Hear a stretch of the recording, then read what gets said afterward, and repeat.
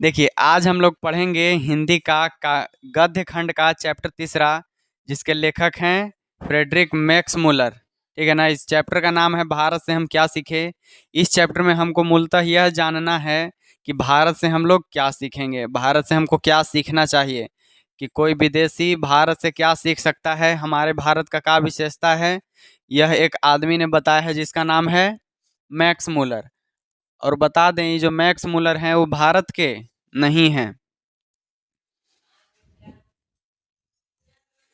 भारत के नहीं हैं। ठीक है ना। ये भारत के नहीं है, मतलब कि भारत के बाहर के आदमी है। सुनना, जब भारत के बाहर के आदमी है ना, वो तुमको भारत के बारे में बता रहा है, तो समझो कैसन बात है। तुम कोई देश के बारे में जानते हो? अपन देश के अलावा कोई देश की तुम लोग बड़ाई कभी नहीं करोगे, है कि नहीं? काहे कि उतना पता ही नहीं है, उतना तुम लोग को पता ही नहीं है। चलो, आज हम लोग पढ़ेंगे भारत से हम क्या सीखे, जिसके लेखक हैं मैक्स मुलर। ठीक है ना जी, फ्रेडरिक मैक्स मुलर। ऐसे मैक्स मुलर ऐसा नाम है कि पूरा चैप्टर में तुमको सबसे अलग दिखाई देगा, है ना। इनका नाम है फ्रेडरिक मैक्स मुलर। इनका जो जन्म है हुआ 6 दिसंबर 1823 ईस्वी में। 6 दिसंबर 1823 ईस्वी में। बताओ, आज से कितना साल पहले? जल्दी कैलकुलेट करो। अब जिसको से पूछेंगे वही बताना, आज से कितना साल पहले।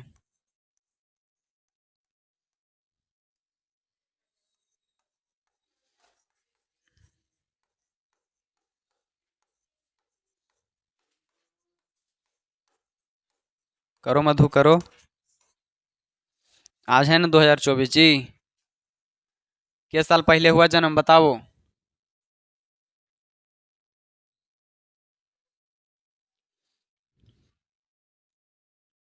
प्रिंसी। 272 साल। अच्छा।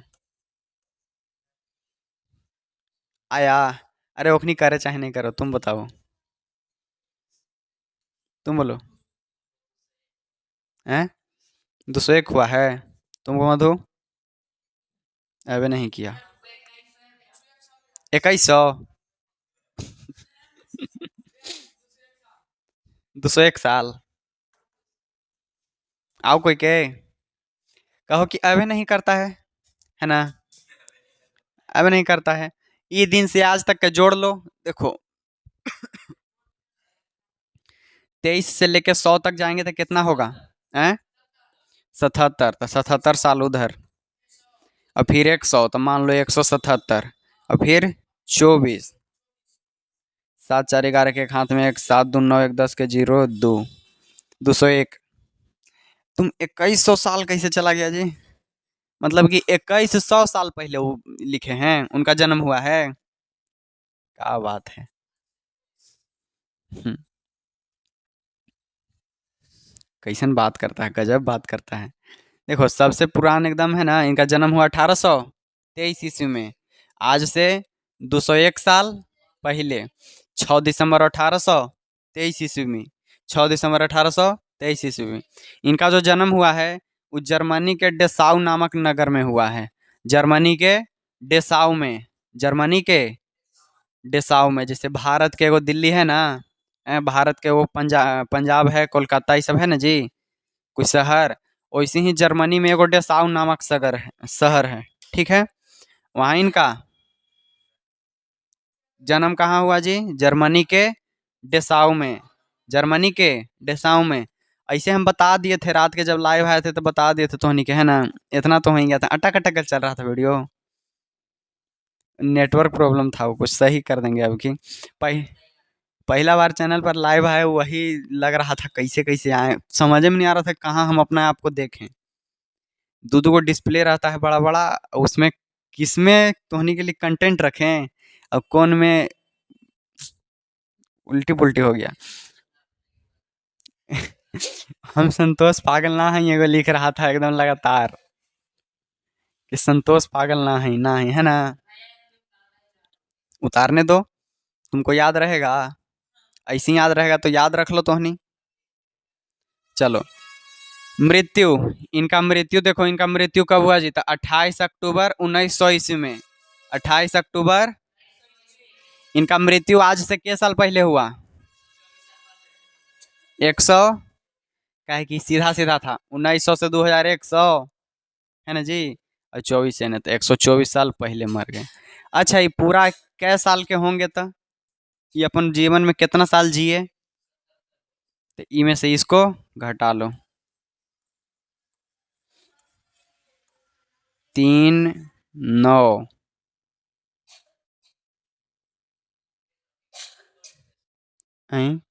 3 कैसे हो गया जी?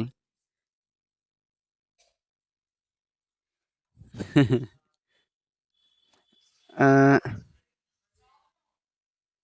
देखो 11, 4, 7, आई हो जाएगा 9, तो आई हो 7, है ना। हमारा अलगे घटाव चलता है। चलो, ये 77 साल के थे, है ना, लेकिन बढ़िया जी गए, चलो कोई दिक्कत के बात नहीं है।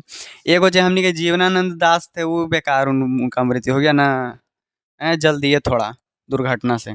आगे बढ़ो, इनके पिताजी का नाम था विल्हेम मुलर, इनके पिताजी का नाम, पिताजी का नाम विल्हेम मुलर, और माता का नाम था एडहेल्ड मुलर, एडेलहेड मुलर है। क्या है माता जी का नाम? एडेलहेड मुलर, माता के नाम एडेलहेड मुलर, ठीक है ना। हाँ, ध्यान रखना। आगे बढ़ते हैं अब बताओ कि इनका जन्म कब हुआ?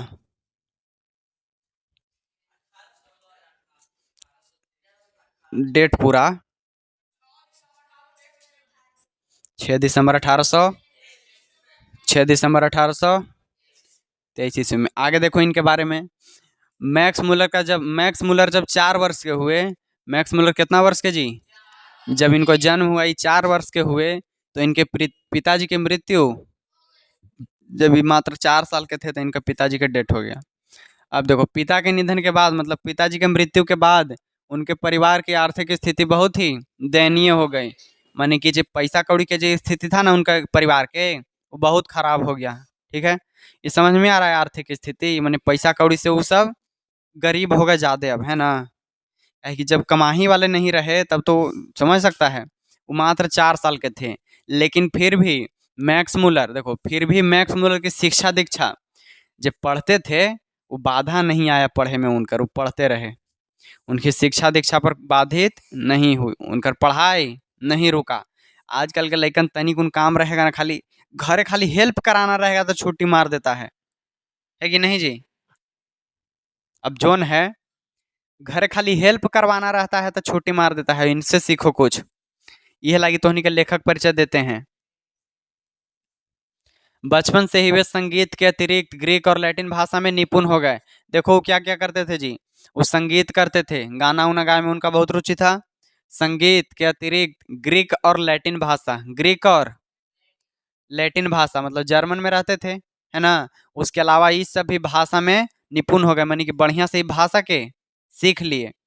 तुमको अपन भारत के, बिहार के मगही के अलावा कोई भाषा आता है? कौन सी भाषा बोल लेते हो हिंदी तोड़ फोड़ के, है ना। आओ कोई? वो भोजपुरी भाषा में ना गिनाता है बाबू।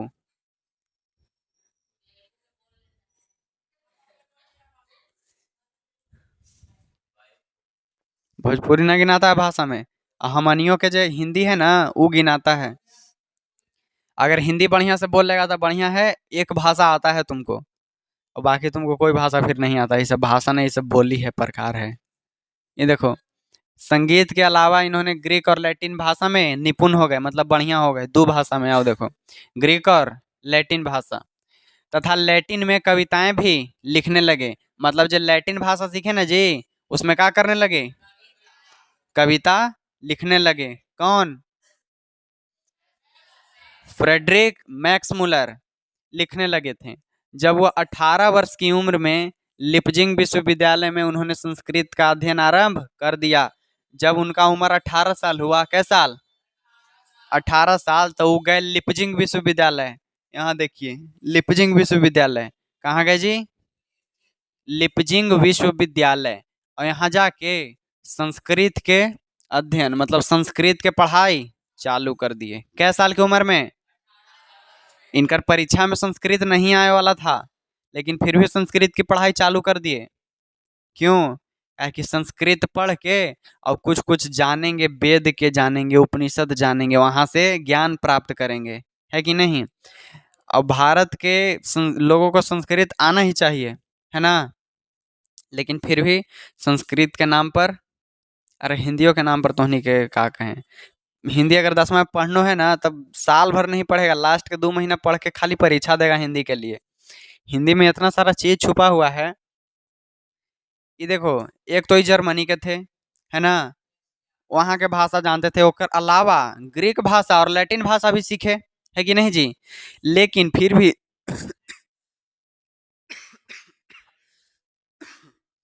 खांसते खांसते हमको भी लगवा दिया आदत। अभी कहाँ मिर्ची जल रहेगा? तो दीपावली का दिन आना, यहाँ दिया जला के चल जाना। ये देखो, और संस्कृत के अध्ययन 18 साल की उम्र में चालू कर दिए। कौन विश्वविद्यालय से जी? लेपजिंग विश्वविद्यालय से। आगे बढ़ते हैं, समझ में आया इतना?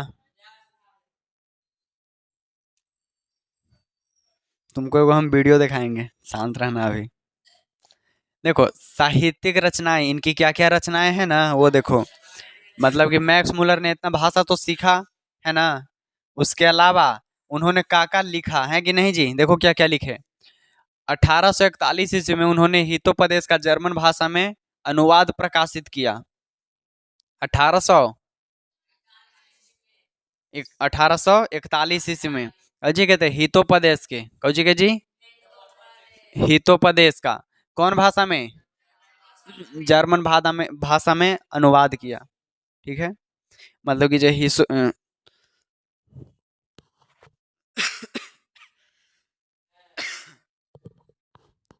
ये जो हितोपदेश है ना, ये पहले दूसरा भाषा में होगा, संस्कृत हिंदी में होगा, लेकिन उसका भाषा कौची कर दिए? जर्मन।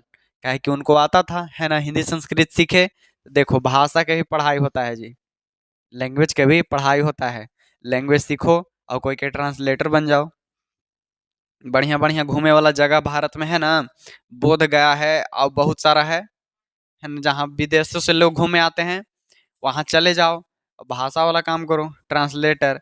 चाहे अगर ज़्यादा बढ़िया बन गया, ज़्यादा भाषा आता है, तो फिर मोदी जी सब साथ देश घूमना। दूसर देश के आदमी बोलेगा चाइनीज में, तो मोदी जी को तुम हिंदी में समझाना। मोदी जी बोलेंगे हिंदी में, तो उसको तुम चाइनीज में समझाना। तो नहीं बन सकता है, तो भाषा को चीज सीखेगा। देखो, हितोपदेश का अनुवाद कौची में किया? जर्मन भाषा में। हितोपदेश के अनुवाद जर्मन भाषा में, माने कि खाली लिखल वही था, खाली ओकर भाषा चेंज कर दिए, ठीक है ना जी? जैसे हिंदी संस्कृत में होगा तो जर्मनी भाषा में लिख दिए। ये कब किए हैं? 1841 ईस्वी में। और सुनो, और कठ और केन आदि उपन्यास, ये जो कठ और केन उपन्यास है ना, कठ और केन, इसका भी जन्म जर्मन भाषा में अनुवाद किए। जर्मन भाषा में कठ और केन उपन्यास के।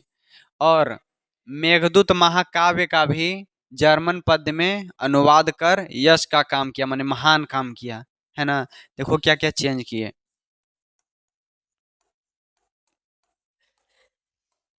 हितोपदेश का, कठ केन उपन्यास, और एगो है मेघदूत।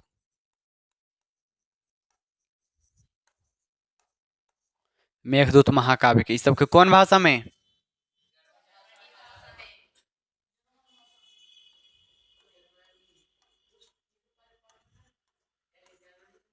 जर्मन भाषा में, ठीक है ना जी? आगे बढ़े, इतना समझ में आया? और नहीं आया होगा तब आगे देखना। अब देखो, हम ये देखते हैं कि पाठ में हमको क्या क्या पढ़ना है, ठीक है ना? इस चैप्टर में हमको क्या क्या पढ़ना है। तो प्रस्तुत पाठ में, पाठ का क्या नाम है? पाठ का नाम है प्रस्तुत पाठ। हाँ, हमको आँख है। प्रस्तुत पाठ, भारत का, भारत से हम क्या सीखे, इसका नाम है भारत से हम क्या सीखे। भारतीय सेवा हेतु चयनित युवा, ए, क्या बात कर रहा है तू? फिर उठक के बैठ गया है, आओ इधर। एगो काम अगर कुछ पढ़े उढ़े लगे रहेगा ना तो तुरंत मोह मोह करके वो हो जाएगा मुंह, और लजेबो नहीं करता है वो, जैसे वो शर्म होता ना है वो नहीं आएगा। देखो फिर वो ठग गया, है ना। अब धीरे धीरे ऐसे होगा, फिर वो ठग जाएगा, फिर गए फिर वो ठग जाएगा, फिर आएगा, फिर वो ठग जाएगा। अब कहें, ये देखो, ये जो पाठ है भारत से हम क्या सीखे, वो चाह रहा है कि हमको भी कुछ कहल जाए। मोनू कैटेगरी, गुंजन ने वो कैटेगरी चेंज कर लिया। एगो कुछ का जैसे लड़की जैसे कैसे कोई कोई इगरा गई भाया भाया करती है, ये टेम्पो का मानिकपुर चलिएगा भाया, वैसा करता है। पैसा नहीं है खुदरा भाया, भाड़ा के पैसा से गुपचुप खा के भाया। यही करेगा। अपन पहचान बनाओ, अपन कॉपी नहीं करो।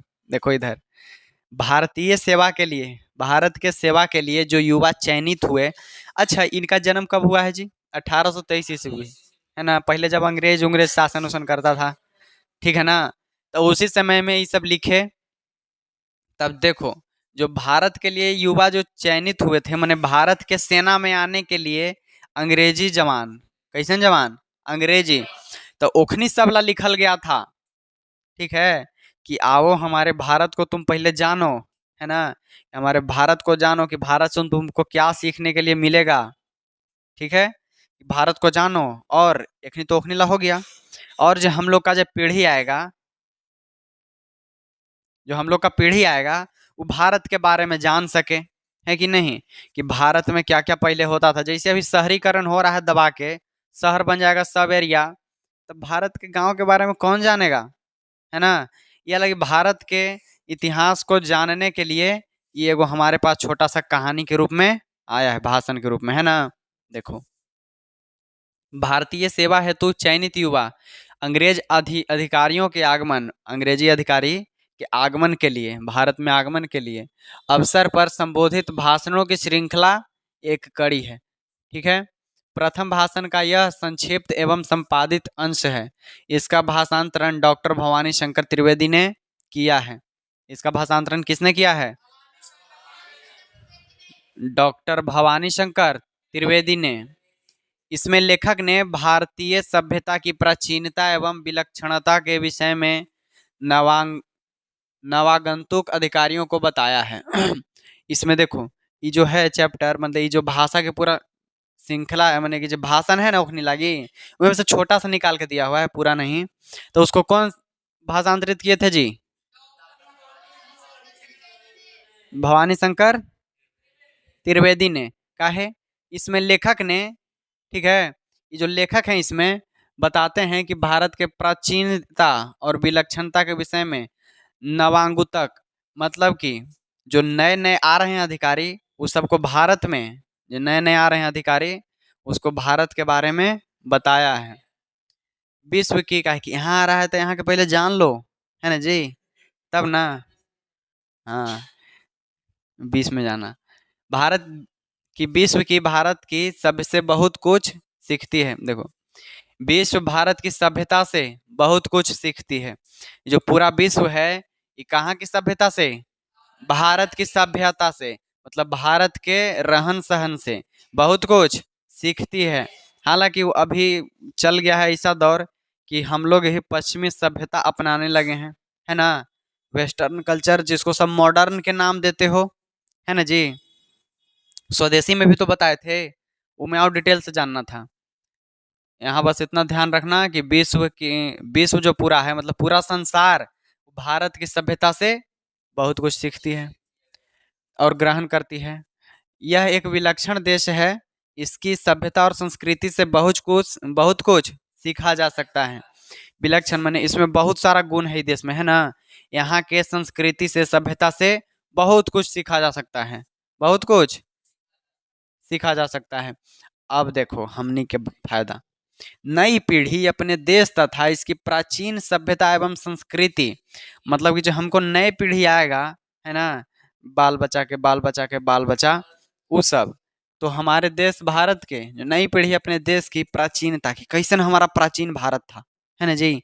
पहले हमारा भारत कैसे था, अब हम लोग शहर में आ गए हैं तो कैसन है। अगर तुम शहर में चले जाओगे तो पता ही नहीं लगेगा भारत में है कहाँ में है। हाँ, तो अपने नई पीढ़ी प्राचीन सभ्यता एवं संस्कृति का ज्ञान, साधना, प्राकृतिक वैभव माने कि प्रकृति कैसा था।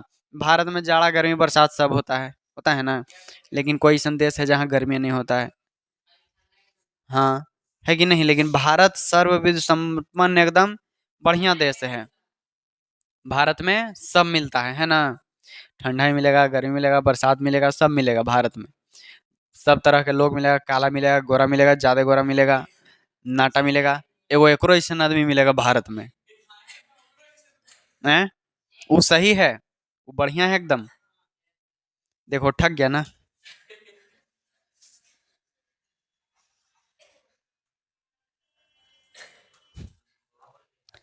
हैं, कहाँ? अच्छा, देखो, देखना, ध्यान देना आप। कहाँ बता दिए थे जी? यहाँ वैभव तक ना। आदि की महत्ता प्रमाणित ज्ञान प्रस्तुत भाषण से प्राप्त कर सकते हैं, मतलब ये सब हम लोग ये भाषण से प्राप्त कर सकते हैं। अब देखो ये भाषण में क्या है, इतना तो हाइप बन गया है कि नहीं जी। ये हम भारत के बारे में सीखेंगे, सीख लो तो हनियो कुछ। पाठ का सारांश, ऐसे तो यह है बड़ा चैप्टर, लेकिन इसको छोटा करके उसका सारांश मतलब कि मेन अर्थ क्या निकलता है ना, वो हम लोग जान लेंगे। देखो, इस पाठ में भारत से हम क्या सीखे। महान चिंतक एवं साहित्यकार मैक्स मुलर द्वारा लिखित है। इसको किसने लिखा है? Max Muller. मैक्स मुलर क्या है जी? महान साहित्यकार और चिंतक, चिंतक और साहित्यकार, ठीक है ना। इसमें लेखक ने भारत की विशेषताओं पर प्रकाश डाला है, मतलब कि भारत की विशेषता लेखक ने यहाँ बताया है। प्रकाश डाला इसे नहीं कि बॉल मारा है ऊपर, उसको बताया है। अब चलो, हैं, रुको, एगो यहाँ ब्रश है ना, ये इससे होता है।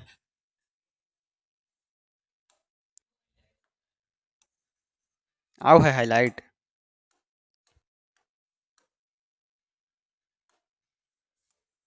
दिखता है ना। चलो, लेखक का मानना है कि संसार में भारत एक ऐसा देश है। लेखक कहते हैं कि संसार में पूरा भारत एगो ऐसा देश है जो सर्वविध संपदा प्राकृतिक सौंदर्य से परिपूर्ण देश है। ये देखो, लेखक कहते हैं कि पूरा विश्व में भारत एगो ऐसा देश है ना कि सब विध से संपन्न एकदम है, सब चीज भारत में मिलेगा। ठीक है, सर्वविध संपदा और सौंदर्य से मतलब प्राकृतिक खूबसूरती, ठीक है जी, प्राकृतिक खूबसूरती से संपन्न देश भारत है। भूतल पर मतलब कि जमीन पर स्वर्ग की छटा, अगर आपको स्वर्ग देखना है तो यहीं देखने को मिलती है। मतलब कि स्वर्ग कहाँ हम देख सकते हैं पूरा पृथ्वी पर? भारत में देख सकते हैं, है ना। खाली मानिकपुर नहीं लेके आ जाना एक वजह से तुम। भूतल पर स्वर्ग की छटा यहीं देखने को मिलती है, ठीक है। प्लेटो तथा कांट जैसे दार्शनिकों ने भी भारत के महत्व को सहर्ष स्वीकार किया है। यहाँ दो नाम आता है, एगो प्लेटो, ये देखो, प्लेटो और कांट, ये दोनों का नाम याद रखना, है ना जी।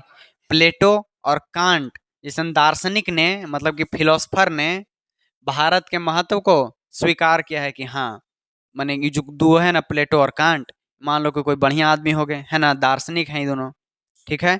फिलोसफर समझे हो? फिलोसफर के नाम सुना है कभी? नहीं, कहता कि फिलोसफी झाड़ते रहता है, वही फिलोसफर है। तो अच्छा, मान लो मोटा मोटी कि एगो कोई बड़ा आदमी होंगे दूगो, ठीक है।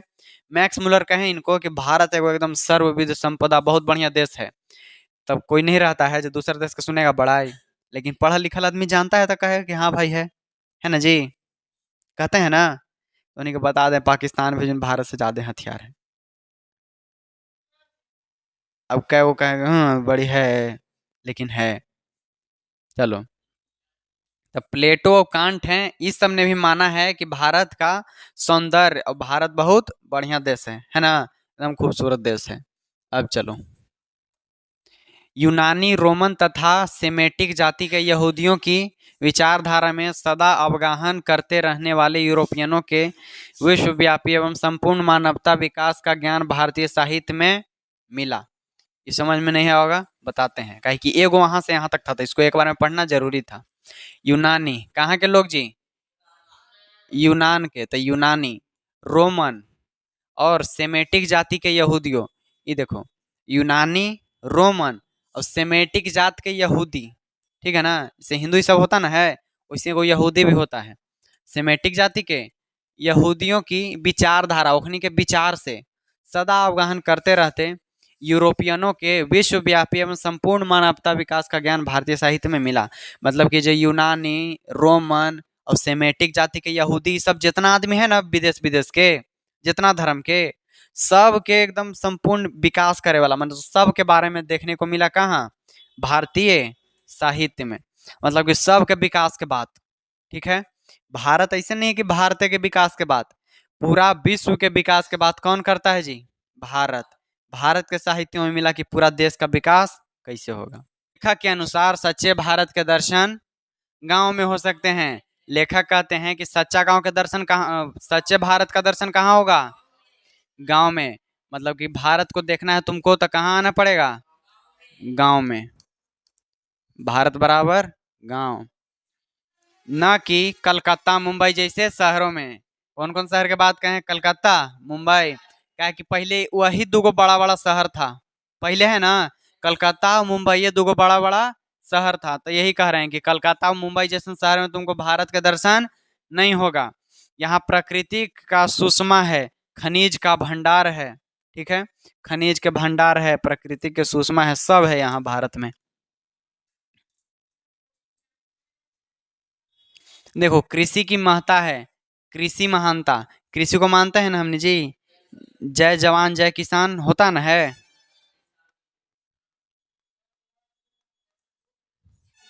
जय जवान और जय किसान। जय मोनू जैसे मजदूर। तू ही नहीं बोल रहा था जय मजदूर? थोड़ा ज्यादा एक्टिव रहता है। देखो, कृषि की महत्ता है कहाँ में? भारत में। यह तपस्वियों की साधना भूमि, जन्मभूमि, कर्म भूमि रही है। बहुत सारा तपस्वी रहे हैं भारत के, पता है कि नहीं जी? बहुत सारा ऋषि मुनि लोग कहाँ के सब रहते थे? भारत के। तो ये तपस्वियों की साधना भूमि है, जन्म भूमि है, कर्म भूमि रही है। भारत में अनेक विदेशी सिक्कों का विपुल भंडार था। भारत में अनेक, मतलब बहुत सारा सिक्का के भंडार था, विदेशी सिक्का। ईरानी, देखो कहाँ कहाँ के, ईरानी, केरियन, थ्रेसियन, पार्सियन, यूनानी, ठीक है ना। ईरानी सिक्का, केरियन सिक्का, थ्रेसियन, पार्सियन और यूनानी।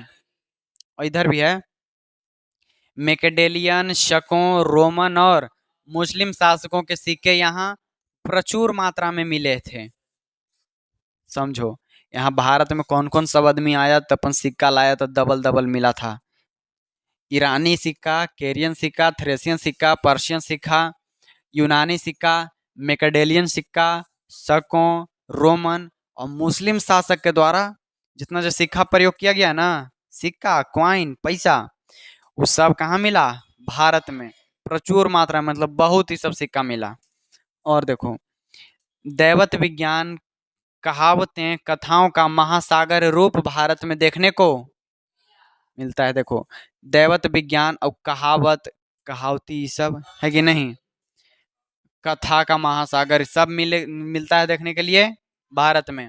शब्द निर्माण और वृहद शब्द भंडार भी भारत के पास चिरकाल से व्यवहृत है, ठीक है ना। शब्द के निर्माण हो, बड़ा बड़ा शब्द हमने के कहाँ मिलेगा? भारत में। मतलब कि जो भारत के भाषा है ओकरो तारीफ हो रहा है यहाँ, है ना, कि भारत की भाषा में जितना शब्द है वो मिलता है यहाँ देखने के लिए, ये कैसे कैसे शब्द बनता है कि नहीं जी? भाषा है ना, यही दो प्रकार के होता है। एगो चिन्ह से लिखल जाता है भाषा, चिन्ह से, चिन्ह से समझता है भाषा जी?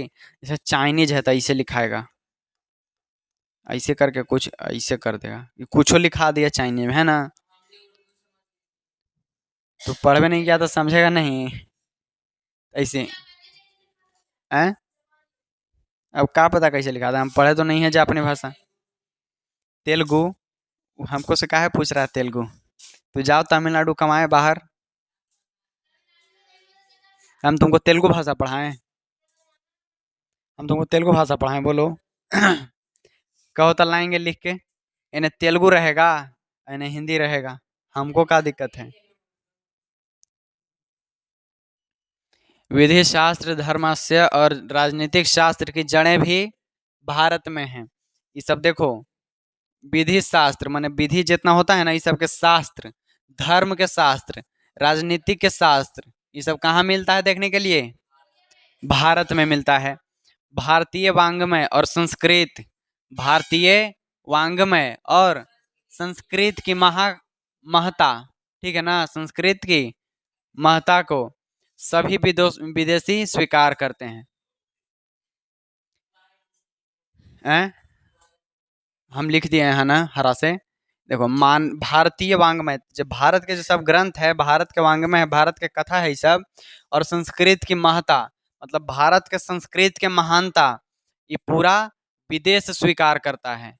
ये पूरा विदेश मानता है ना? मानता है कि ना भाई, भारत में ये सब चीज है। संस्कृत का संबंध लैटिन से भी है। संस्कृत भाषा का संबंध किस भाषा से? लैटिन भाषा से। किस भाषा से? संस्कृत किस भाषा से संबंधित है? लैटिन भाषा से। ठीक है ना जी? आगे चलते हैं अब। इस प्रकार संस्कृत, लैटिन, ग्रीक तीनों भाषाएं एक ही उद्गम स्थल की है। ये जो तीनों भाषा है एक ही उद्गम स्थल की है। कौन कौन? संस्कृत, लैटिन और ग्रीक। ग्रीक, लैटिन और संस्कृत, ये जो तीनों भाषाएं हैं ये एक ही उद्गम स्थल की हैं।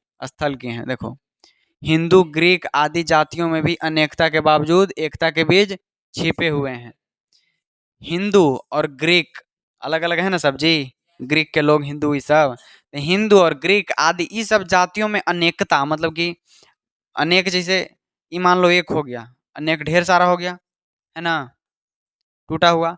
ये सब अनेकता के बावजूद भी एकता के बीज इस सब में छुपे हुए हैं। कैसे? काहे कि हमनी के भाषा जुड़ा हुआ है उस सब से, है ना? हमनी के भाषा जुड़ा हुआ है। मान लो कि तुम यहाँ के हो और यहाँ से चला गया तमिलनाडु, तो उधर के भाषा समझ में नहीं आएगा, तो तुमको नहीं लगेगा कि अरे यार, लग रहा है ये सब दूसरा आदमी है ना? उस सबसे ना बढ़िया दोस्ती हो पाएगा, ना बढ़िया बोल चाल हो पाएगा कभी, जब भाषा नहीं समझ में आ रहा है।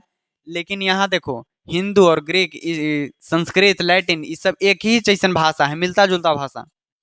तुम यहाँ से जाएगा उत्तर प्रदेश, तब मिलित रहेगा भाषा। तू गाली दे के बोलेगा, वो गाली दे के बोलेगा, तुमको लगेगा अरे अपनापन तुमको एकदम नजर आएगा। जैसे हमने घर में बात करते हैं वैसे ही बात कर रहा है कि नहीं? तो तमिलनाडु वाला से ज्यादा गहरा दोस्ती होगा कि यूपी वाला से? समझ रहा है भाषा, है कि नहीं? तो हमनियों के अनेकता के बीच, हिंदू और ग्रीक जाति में, इस सब के अनेकता के बावजूद भी एकता के महत्व है ना? आया समझ में कैसे है जे? चलो आगे चलते हैं इसमें अब। भारत विद्या, योग, धर्म, दर्शन का उद्गम स्थल है। कौची कौची के? देखो इधर, विद्या, कौची के? विद्या के। सिर्फ तुम जा सकते हो, जाओ। कौची के है जी? विद्या के, ठीक है ना? योग के, धर्म, दर्शन, इस सब के उद्गम स्थल है कौन? भारत है। पूरे विश्व को बुद्ध ने अपने विचारों से आलोकित किया था। पूरे विश्व को बुद्ध ने अपने विचारों से आलोकित किया था। जब भगवान गौतम बुद्ध थे, वो कहाँ के थे? भारत के। तो वही कहते हैं कि पूरा विश्व मतलब पूरा संसार को बुद्ध ने, मतलब जो गौतम बुद्ध हुए, सिद्धार्थ गौतम बुद्ध, अपन विचार से, अपन मन के विचार से आलोकित किया था। मैंने कि यहाँ कहा कि अरे भाई, भारत में वो बुद्ध नाम के आदमी है, बहुत महान आदमी है भाई, है ना? उसका विचार सुनोगे, बहुत विचार बढ़िया है ना? ये सब करेगा तब ना। बुद्ध भारत के ही थे। इस प्रकार भारतीय सभ्यता, संस्कृति, ज्ञान विज्ञान, प्राकृतिक सुंदरता, भाषा और साहित्य में विशेष अभिरुचि रखने वालों के लिए भारत भ्रमण आवश्यक है। देखो, किसके किसके लिए भारत का घूमना आवश्यक है? तो भारतीय सभ्यता, जो भारतीय सभ्यता जानना चाहता है उसके लिए, समझ में आ रहा है मधु? हैं? जो भारत का सभ्यता जानना चाहता है उसके लिए, संस्कृति का ज्ञान विज्ञान जानता है उसके लिए, अगर प्रकृति के सुंदरता देखना है उसके लिए, प्राकृतिक समझता है ना जी, नेचर। से गया बाध में घूमे, बहुत बढ़िया लग रहा है बाध, तुम वहां आधा एक घंटा बैठ गया, तब प्रकृति की सुंदरता देख रहा है ना? तब प्राकृतिक सुंदरता, भाषा और साहित्य में, मतलब भारत में 22 प्रकार के भाषा है, ठीक है? चाइना में जाएगा तो कैसे भाषा मिलेगा तुमको? चाइनीज, थोड़ा बहुत चेंज वेंज करके चाइनीज मिलेगा ही, है ना? भारत में क्या प्रकार की भाषा है जी?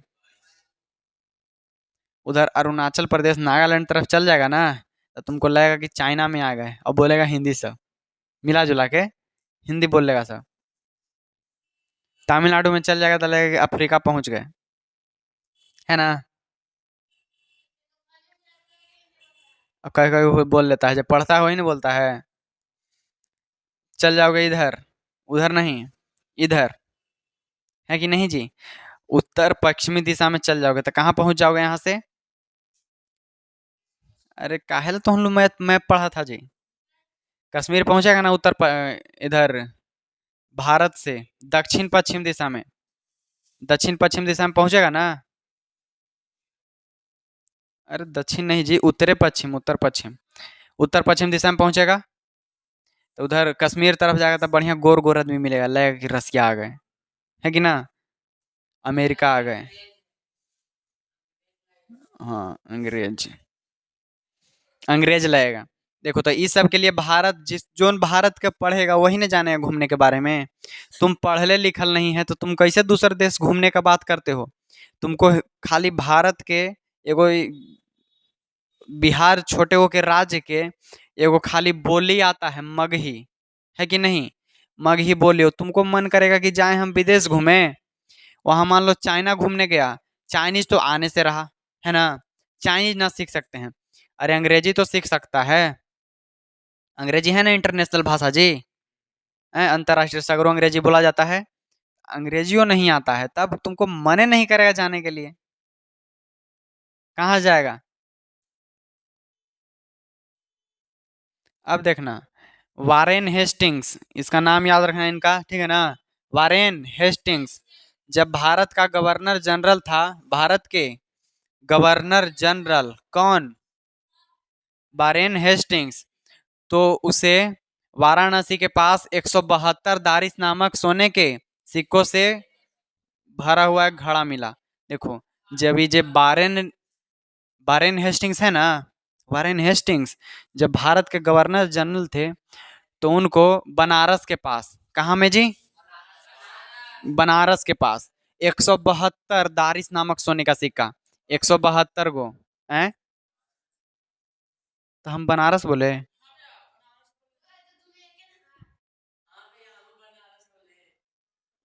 चलो, वाराणसी के पास, ठीक है, वाराणसी के पास 172 गो, क्या गो? दारिस नामक सोना का सिक्का मिला, मतलब जो सोना का सिक्का मिला उसको नाम क्या था? दारिस नाम था सोना के सिक्का के। क्या मिला है जी? कहाँ में? तब बनारस के पास, है ना? अब देखो, सिक्कों से भरा एक घड़ा मिला था, वारेन हेस्टिंग्स ने अपने मालिक ईस्ट इंडिया कंपनी के निर्देशक मंडल की सेवा में भेजवा दिया। ये जे वारेन हेस्टिंग्स है ना, ये कहाँ भेजवा दिए जे? तो अपन मालिक east India company, east India company के निर्देशक मंडल की सेवा में भेजवा दिए। कितना बढ़िया रखता, आज हमन्यू देखते दारिस नामक सोना का सिक्का। चलो, कै गो सोना का सिक्का मिला था?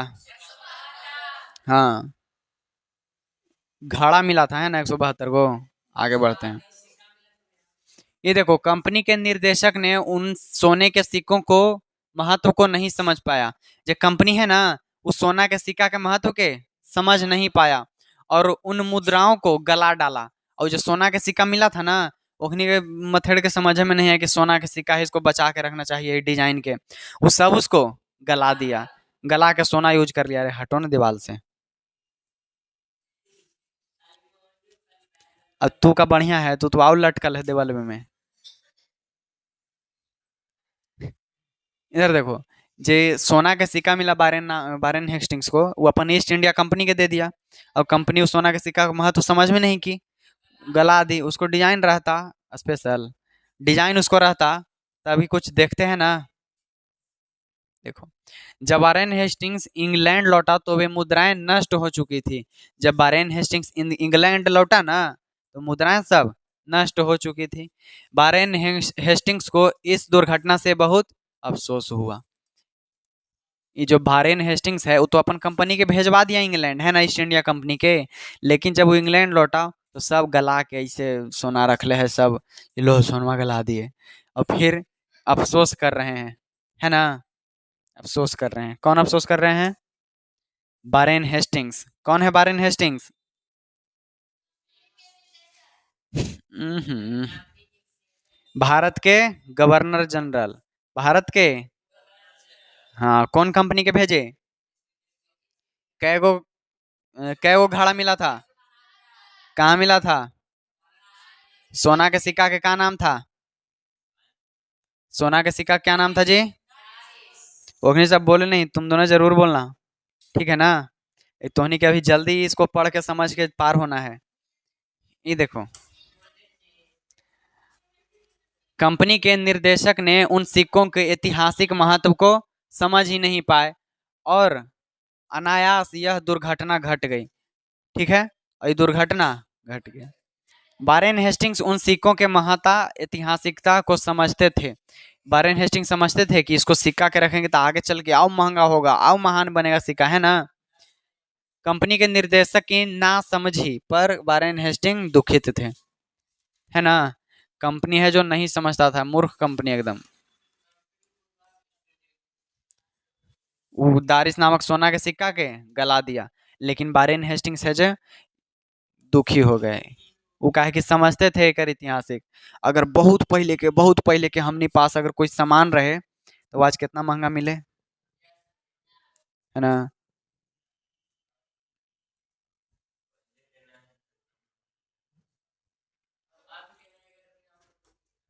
देखो,